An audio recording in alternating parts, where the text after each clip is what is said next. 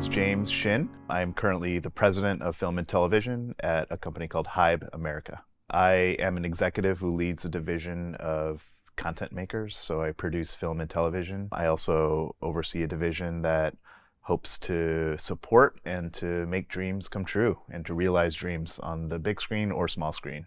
I was a musician growing up, so classical musician, piano, violin, born and raised in Chicago, raised by my mom. My dad had passed when I was young, so it was really her raising me and my older brother, who's 8 years older, and so, a generation apart, basically. He had set the tone with music, and then I had followed suit with piano and violin. I had a penchant and knack for music, which was first discovered by my brother's music teachers, who hailed from Ukraine, actually, and kind of developed his skills. And I would always be at the lessons and kind of pounding on the floors and just kind of zipping around because I was excited by the music. And so I remember gentlemen, Mr. Kagan, Mrs. Schramm, sort of took me under their wing, developed me, brought me into another teacher named Mr. Zinger, who had taught kind of world-renowned violinists, and here I am as a kid, I think around 8 at that time, and I had already been playing piano, and he took me to sort of greater heights. So I was really I was on that circuit of competitions and contests and recitals and building that soloist repertoire, not just on the violin, but I also had a life in piano doing that as well. So it was like my edge was that I would do the double duty, which was unique because you either did one or the other, and here I was doing both. And so my after school extracurricular schedule was really soaked up by that. And that sort of bred, I think, the artistic bone in my body. It was organic, it was natural, it continues to live today and applies to what I do now. Music afforded me all the opportunities, right? So it got me full scholarship at a prestigious boarding school. Through that experience, I was able to perform with Yo-Yo Ma. I was able to solo with Bobby McFerrin. I did all these things that at the time I was like, oh, everyone around me is pretty talented. Like, they're doing their things, I'm doing my thing. And I thought it was pretty normal. And the type of childhood I lived, there was always a longing for more, and there was always a chip on the shoulder. I could do better.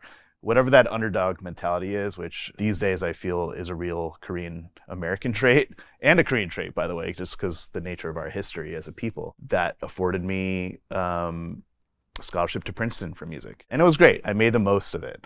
Of course, when it came time to, okay, what am I going to do after graduation? By that point, I had been performing, touring 10 years plus, and I basically told my mom, I'm going to go into the entertainment business. And that was just like, wait, what exactly is that, right? Like, what the hell are you thinking? Medicine was a no, because my brother went into that, and I don't have the wherewithal for that, so I X'd out medicine, I X'd out law. So what does that leave me? Like music, and but I also knew myself well enough to know that I started to feel burnt out. It was 10 years plus of me performing. The enjoyment of going on stage and playing classical pieces was dwindling pretty fast. I was kind of going through the motions, still doing well, still earning my scholarship, and still winning things or whatever. So it was time to pivot, and I was always a dreamer. As a kid, and my family knows this by now, but I would get dropped off in the practice room for hours a day, right?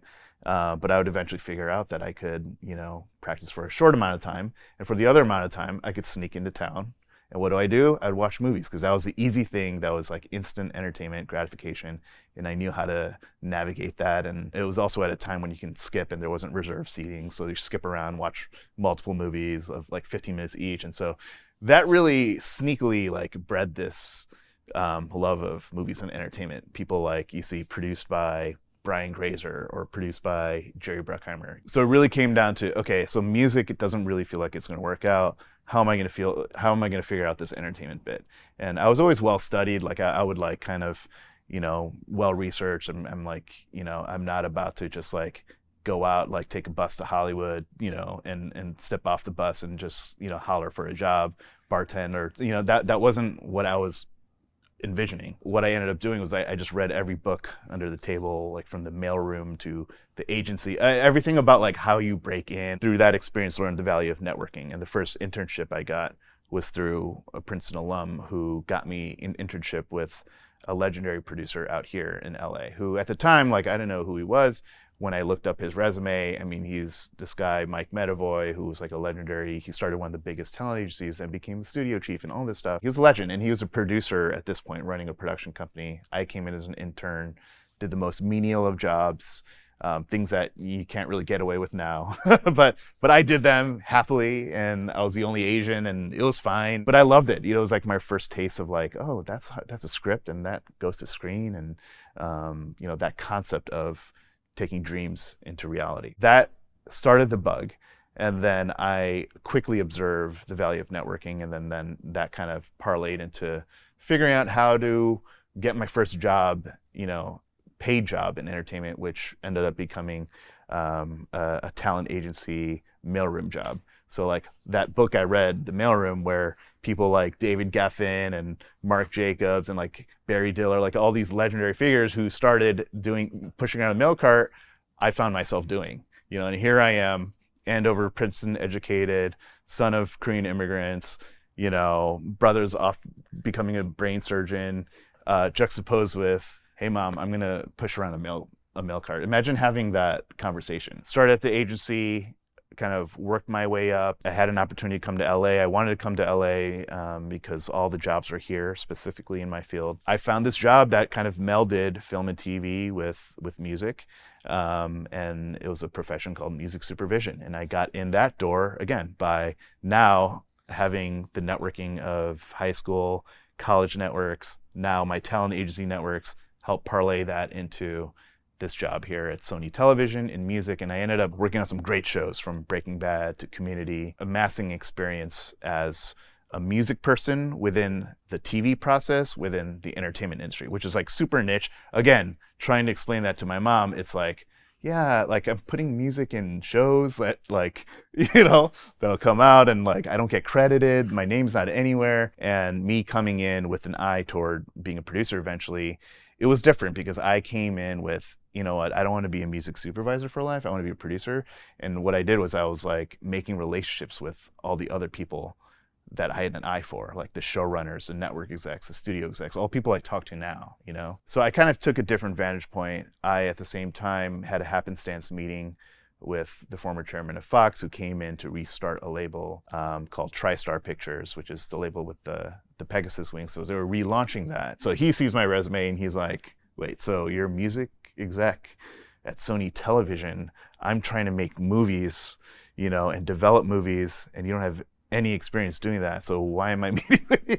And then I actually get into my story about like why it's coming to this juncture, right? And why I want it. And I knew that he had made some legendary movies like Walk the Line and Moulin Rouge and stuff, and I knew he had a knack for music and a love for music. So kind of tapped into that, and I joined the studio, and I did this kind of crazy move where I was a music exec, and then I worked for a feature film studio, basically starting over, but quickly rising up and learning the ropes, making a bunch of movies under that system. And suddenly here I am, like knowing how that process works. So then a man named Scooter Braun, who's a, big, originally music manager, people like Justin Bieber and Ariana Grande, he was looking to expand his empire in the film and TV realm and wanted sort of a young buck to come in and launch the division in earnest. He had been producing a lot, but kind of doing it in a more legitimized way. And so he and his partner brought me in, and that was 2016. And we've just been building since then, right? So and built it to a point where I was a small part in helping build what was eventually acquired by a massive company called HYBE. HYBE itself started with small beginnings, but quickly launched, as every Korean knows, with BTS and big hit music. And they were themselves empire building. They acquired my company. And so now I do all the stuff that I was doing in terms of premium film and television. And, in that time, we had a big deal with Amazon. We made a hit show, at the time, the biggest comedy, before The Bear, by the way, called Dave. And that was on FX and Hulu. And that was a show that was about an artist. It had music in it, had cameos. It was about pop culture. But we also were able to enlist some of the greatest talent from a directing and writing standpoint and acting standpoint into the show. So it was like a dream come true when Brad Pitt is doing a whole episode of ours, or Rachel McAdams, or Don Cheadle. I mean, Brad Pitt literally did not do an episode of television in 25 years since Friends, and he decided to do our show. Brad Pitt is something my mom can understand. So finally it's like, okay, executive, and I credits. So I was executive producer of this show. That was a huge hit. There was billboards everywhere. There were stories about me. I was on like, Asian Heritage Month, like all over FX Network's channels and whatnot. And Brad Pitt was in an episode, and it was a weird feeling because it was and weirdly validating. The HYBE of it all is just a funny full circle moment because that is a Korean company, one of the leading Korean entertainment companies, and our company could have been sold to all sorts of different kinds of companies, private equity or people who are not helmed by Korean individuals. And so there was a bit of like a kismet of like, oh, like the foremost Korean entertainment company is really kind of getting involved in what I'm doing, and so now my job has been expanded to also include everything that involves their artists and content that's coming out from there, and where I can help from the US perspective, I do, on top of everything else I've already been doing. If you look at every single experience that I've described, it all congealed actually into what I do, and it's a little bit like a feeling for me like I might be the only person who can do this job, because I had the talent agency experience.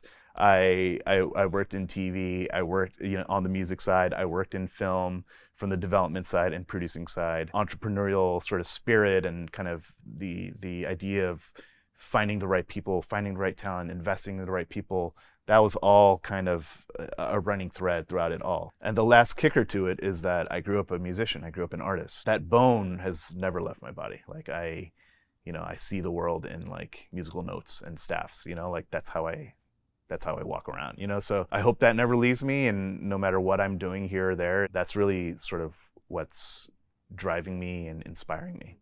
One of my most important missions right now, and that I feel like I can execute, is to drive and inspire and build Korean and Korean American content. That's what I'm doing at this company, my development slate. I have a great K-pop movie at Paramount Pictures with a Korean director, with a great story inspired by a true story. I see the opportunity, and it's not just about being opportunistic. I think the time is now, and it has to be driven and led by people who know how to do it. That's how I view myself right now. I always judge something by its merits, and I always want to, whether they're the top showrunner or just an up-and-coming screenwriter, I want everyone to have a fair shot, best idea wins type of mentality. But now being in the nexus of this, I'm actually discovering that a lot of the great talent, whether they're calling me or I'm seeking them out, there's just a mutual desire for collaboration and this mission that we all want to attain. And so I would be remiss not to complete that mission or just to keep it pushing along. My name is James Shin, and this is my Korean American story.